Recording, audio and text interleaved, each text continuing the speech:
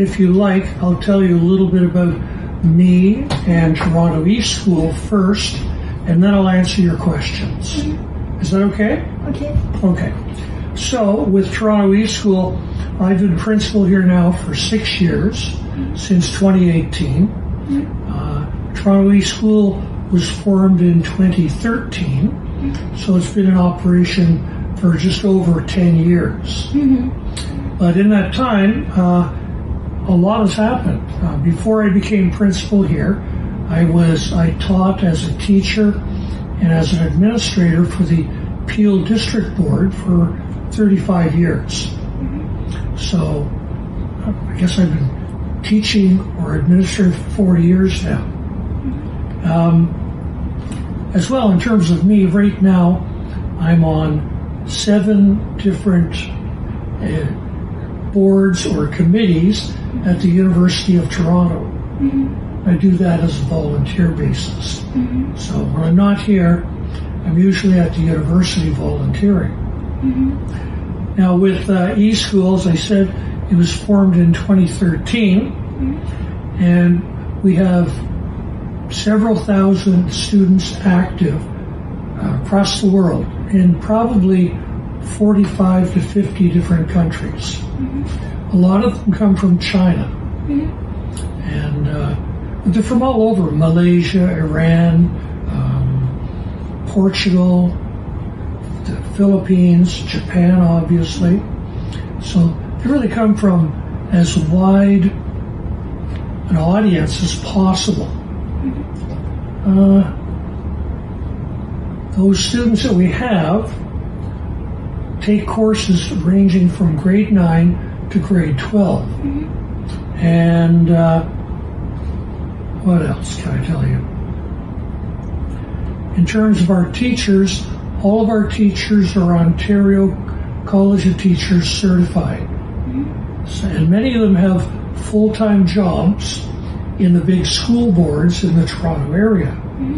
So they all do this for us part-time, just to supplement their income. But we get ministry inspections on a regular basis. We have 2 coming up in the fall, so I have to get ready for those. But we always pass very well. Last time that they inspected us, they usually come every year.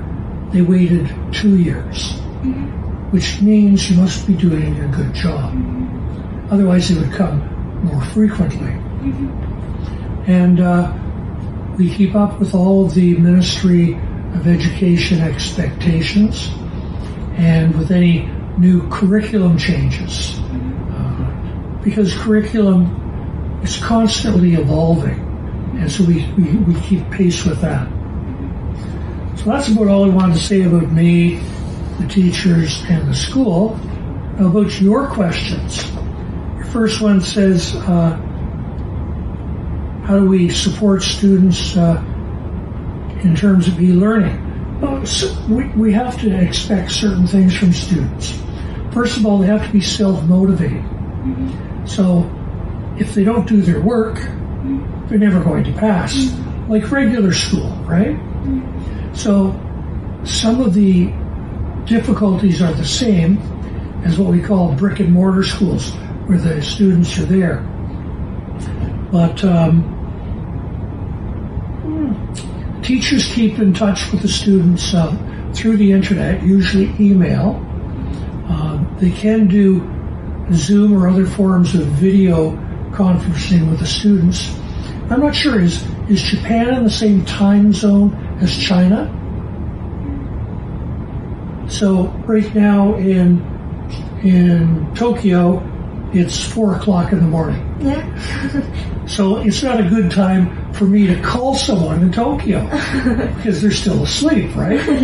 So you have to find a time that works. So usually if a student or the teacher is at 9 o'clock at night on a Friday, it's 9 o'clock in the morning in the Far East.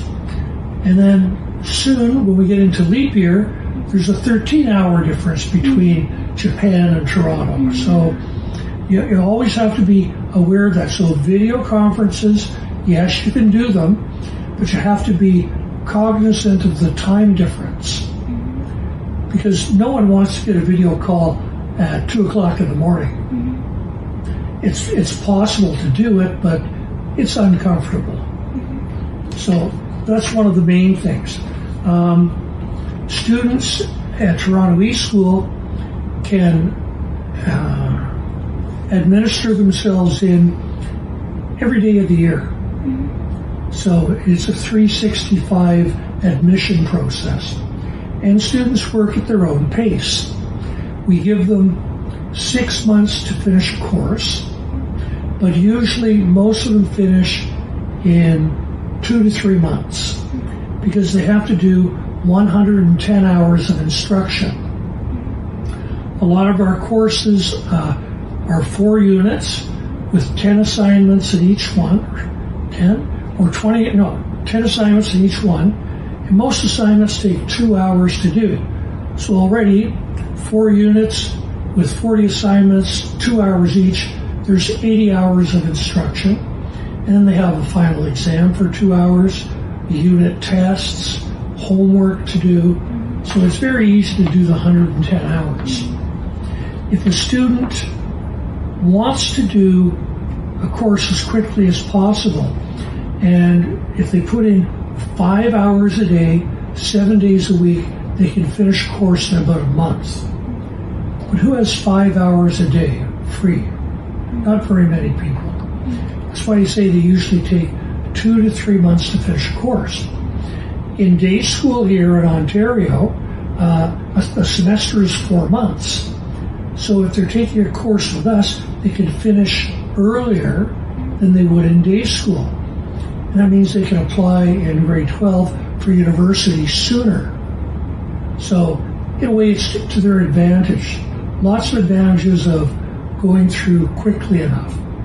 And part of the reason for that is in day schools, you have a wide range of students, from very, very bright students like you to ones that struggle. And so you can't go through at a very fast pace. You have to pick a middle of the ground course to get everybody through. But most of the students for East School are higher learner thinkers.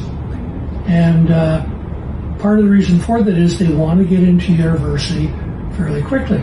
Now, not all of our students graduate and go to university. For example, in Malaysia, a lot of the students want to get their diploma, and they're going to take that to apply to Malaysian colleges, like the community colleges we have here in Ontario. So it all depends what and where a student wants to go. But quite a number of our students in Ontario go to the University of Toronto or Waterloo, or some even go to McGill in the province of Quebec. And we see a wide range of options for students. And some of them go to community colleges. Some go to Algoma University, some go to, there's so many in the Toronto area. And so it depends upon what program you want to go into. What else can I tell you? Like, aside from the video conferencing or emails that teachers can do with the students, they can, if they see a student is lagging behind, they can check with them, usually through email, and say, you should finish this by next week. Otherwise, you're going to fall behind. So that pays off a lot. So the motivation is there, but some students don't need any motivation. As I said, some of them are so self-motivated, very bright students, come from families where the expectations are high, and they meet, those expectations. But sometimes teachers will put out milestones for their students. They'll say, okay, 4 units, if you want to get it done in 4 months, have to do a unit a month and break it down that way. But then for students who want to go onward to post-secondary, especially at university, there are things that they need to develop. Most important, I think, is time management. You have to manage your time, and if you don't, you're not going to be successful.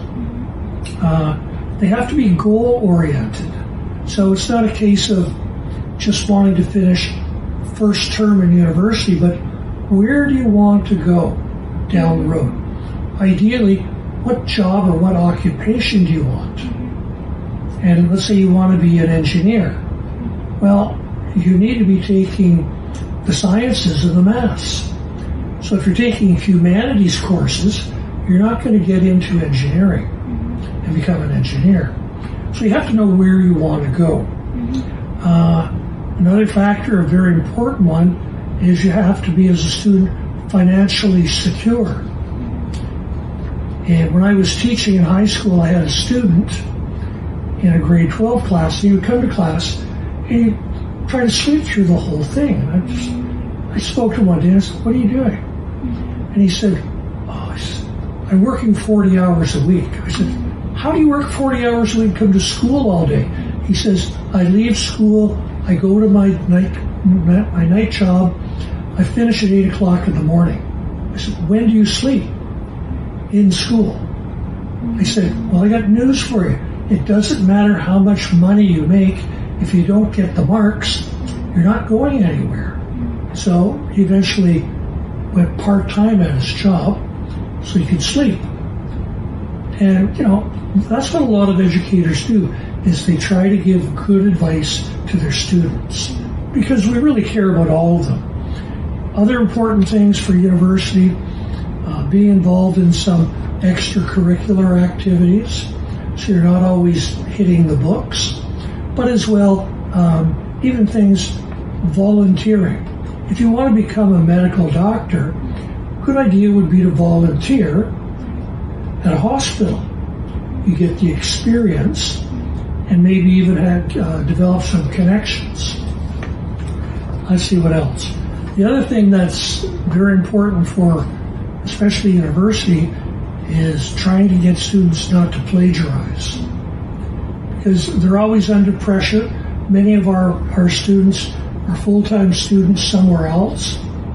For example, the ones in China, some of them are in school from 6 in the morning till 6 at night.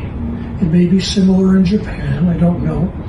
And then on the weekends, parents have them enrolled in music lessons or some sports or whatever, and they have very little time.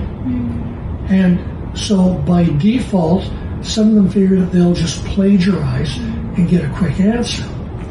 Well, with us, if you persist in plagiarizing, eventually one gets 0 and then you get withdrawn from the course.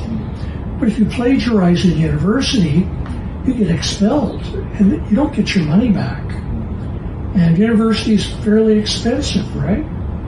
So the other thing that's really becoming a bit of a problem is students are using AI, artificial intelligence, to help write their papers. But it's very easy to pick up if you've done the assignment all on your own, because you must have had some previous assignments that you did for class. If it doesn't read the same, it's probably not you. And the universities have really cracked down on it. What else? So that's about it. Did that cover most of your questions? Yeah. Do you have any other questions?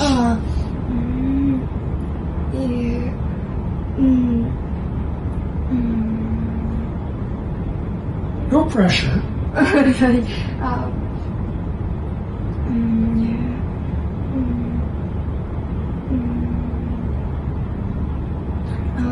I think it is important for students to thinking a lot of things, but Japanese student to study not thinking problem.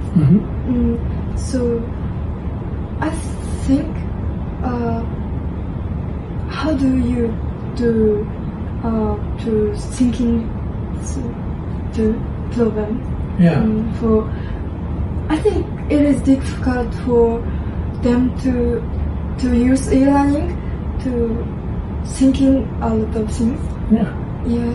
So how to do? How do you say? Well, one thing you have to keep in mind is that every student is an individual.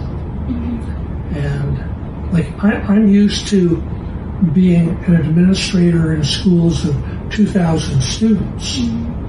And so I used to always stand near the front doors and just greet everybody when they came in. I'd say hi. I don't know them all, but I know most of them. But you can always tell when they come in if there's a problem, because it shows. Like, I can tell you have no problems. But you'd see them come in, and then later in the day I would go up and say, "What's the matter?" They go, "Oh, nothing, sir." I said, "It's me. What's the matter?" "Oh, my girlfriend and I broke up." I said, "I'm sorry to hear that." Or something happened at home, a family problem. So you try to assist everyone to the best of your ability, But if you recognize that students and teachers are people, they're individuals, then you can play into their hand a little bit. Like, for example, what sports are you involved in? I'm playing handball now. Excellent. I do too.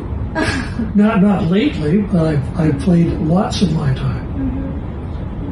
Like my sport of choice is called lacrosse, and it's actually fairly big in Japan right now, and in China too.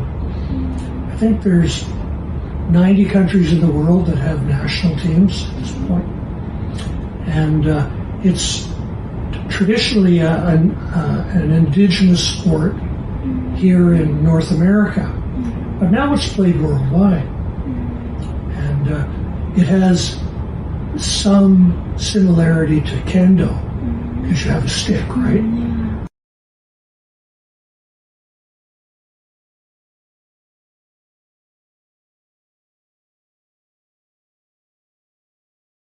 What sports do you play? Now? Yeah. Have you ever? I played table tennis and swimming. Oh, excellent.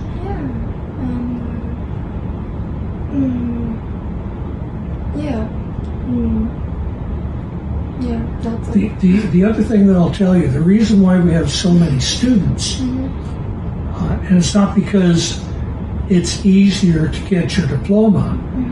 You probably have to work at least as hard as you would in a day school here, but especially the Malaysian students, because they realize that they can get an Ontario secondary school diploma. To earn one, and you need to take 30 courses for it, without ever having set foot in Canada. You could be in Malaysia the whole time. And if you have an Ontario diploma, you have access to 80% of all the first year placements in Ontario.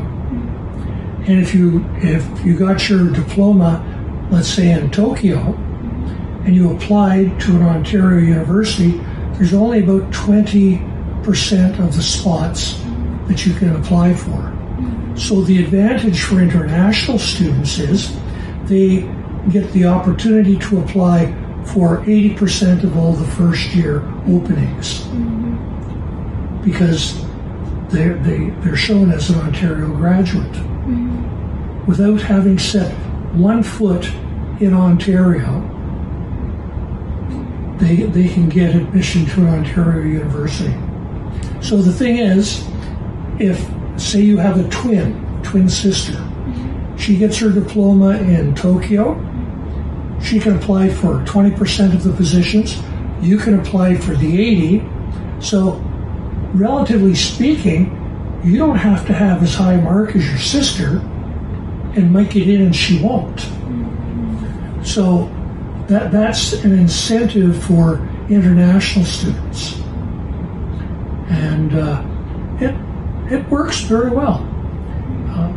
It's interesting to see where they all come from now. I'd like to see more of our students come from Vietnam, and I guess even Indonesia. But Japan as a country is, well, as I explained to someone once, if you took everyone who lives in Canada and took them in one place to live, that's the size of Beijing.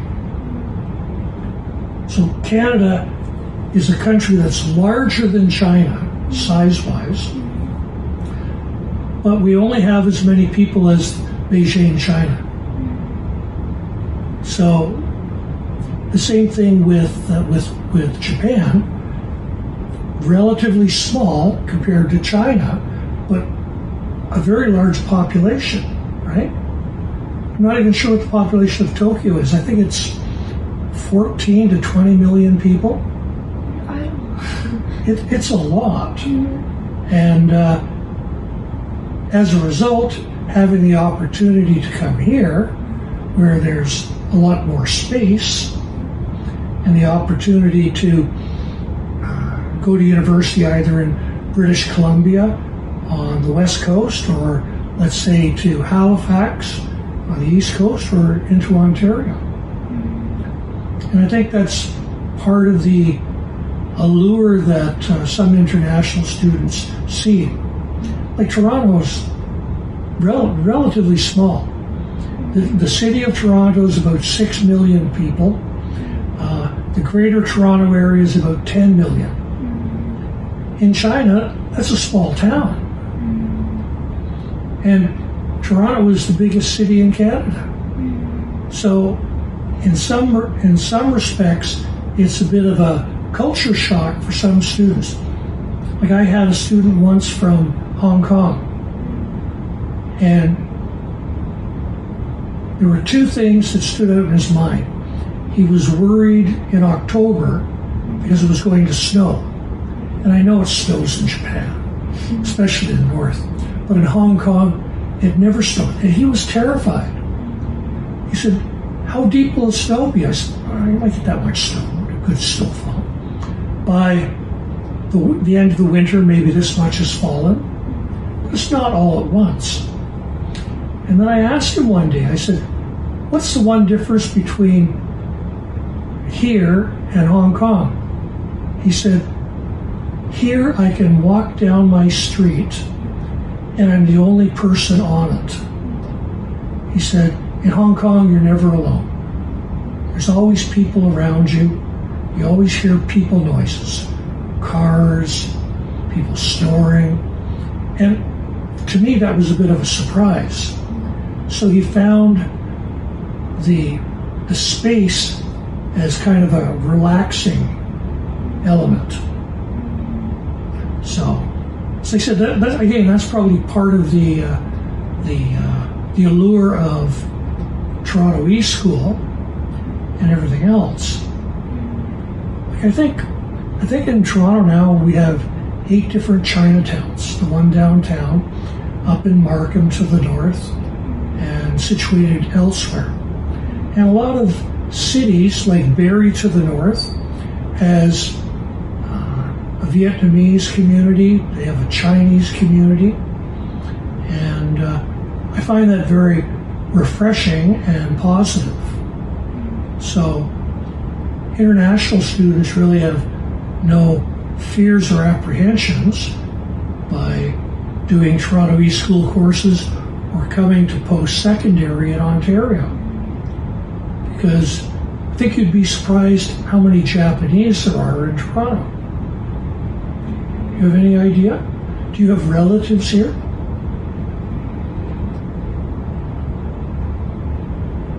Do you have family in Toronto? No. No? A family? Any of your family? My family in Japan. Yeah. But do you have any relatives here? Host family. Like uncles or aunts? No. Oh. Yeah.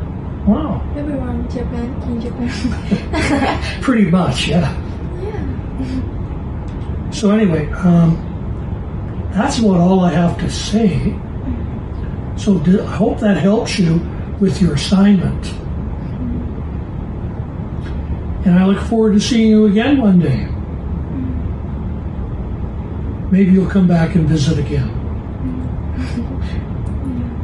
So, thank you very much for your time. Yeah, thank you. And I ask one more question. Sure. Yeah. Almost Japanese school had a rule of hair color, hairstyle, and clothes. Mm-hmm. So the rules to need for do you think about the rules need for students? Well, in a lot of publicly funded schools, especially the public ones, there's no dress code, so students wear what they want. In a lot of the Catholic schools, they have a dress code. And a lot of the expensive private schools in Ontario, like Upper Canada College or Havergal for the girls, Bishop Strawn, they have uniforms.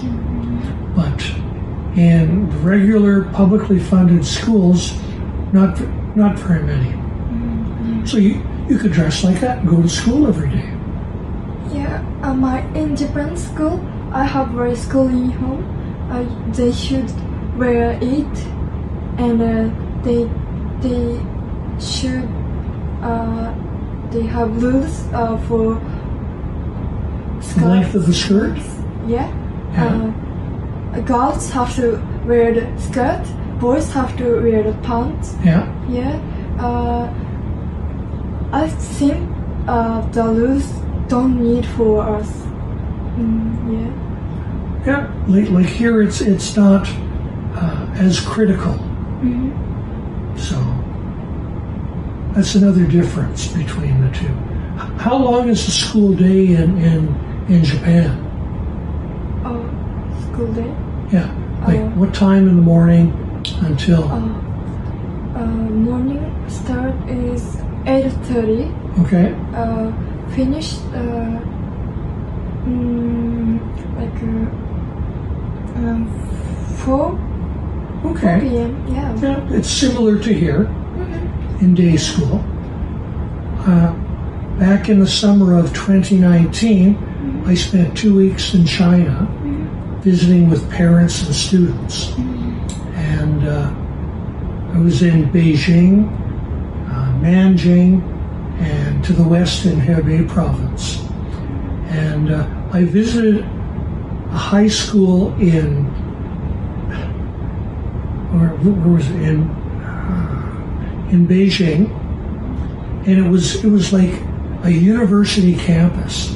They had gates and what they call them concierge, but like guards, so only students got in.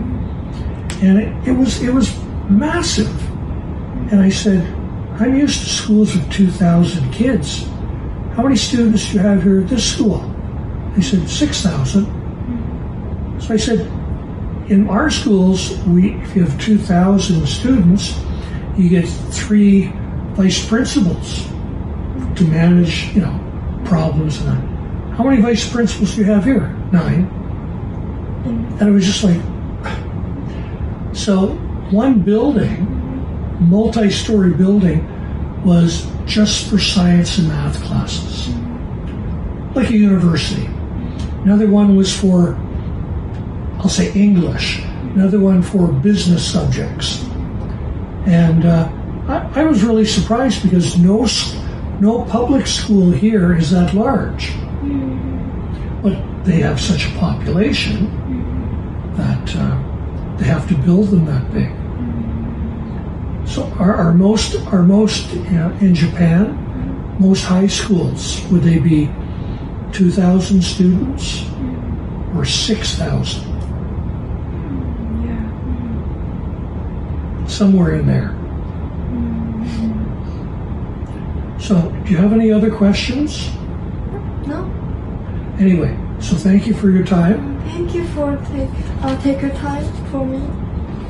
Sorry? Thank you. Thank you. I read the interview. It was my pleasure. Thank you. I enjoyed it a lot. And I like the way that you interviewed. You did a very good job. Thank you. Yeah, so I couldn't speak English well, so I'm so worried. But you're so kind to ask my question. So thank you. My pleasure. That's part of the job, right? Because, especially with students who, like, we have some students, local students, that are at high schools here, and they want to take a course. Let's say in grade 12, they want to take economics, but it's not offered that semester at their school, and they need it for where they're going to university. So they can either take it at summer school and finish in August, or they can take it with us and probably finish it by May and have their course done, etc., and then apply to university. We also get students, local students, who say they got, in calculus, they got a 65%. They're not going to get into university with a 65. So they can either do it at summer school, at their school, or they can take it with us now and do it part-time, just to speed up the process. So every once in a while, I might get a parent wanting to come in and talk about their local student, or every once in a while I get a couple of parents from China that are here checking up on their kids, and they want to come by and just chat, to size everything up, to look around and go, oh, okay. So doing the public relations piece is what I have to do as well. But there are very few discipline problems with Toronto East School. Most of the students are working very hard. Every once in a while, one plagiarizes, and you say, redo the assignment, don't plagiarize again. Next time they plagiarize, especially with an essay, they get 0, and that probably makes up 10% of their final mark. So if you had an 80, you now have a 70. That's a dangerous game to play. And if they plagiarize a third time, they get withdrawn from the course. And so all the work they did was for nothing. So, but that's part of the training them for post-secondary. Because if you plagiarize in university, as I said, they kick you out.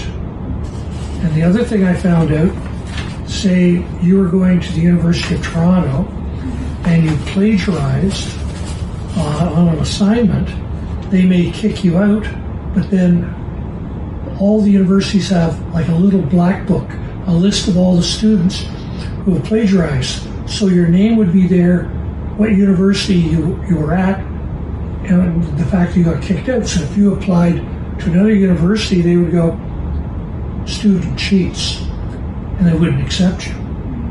So I tell them, if you get plagiarized, if you get caught plagiarizing, they put you first on academic suspension and the possibility of being kicked out. And that means you can't go anywhere. So it's very important to learn how not to plagiarize. Anyway, so I hope it worked out. I hope your video worked, or what you should do is maybe ask Ransom if he would send the video to you. Oh, okay, thank you. Okay? Yeah.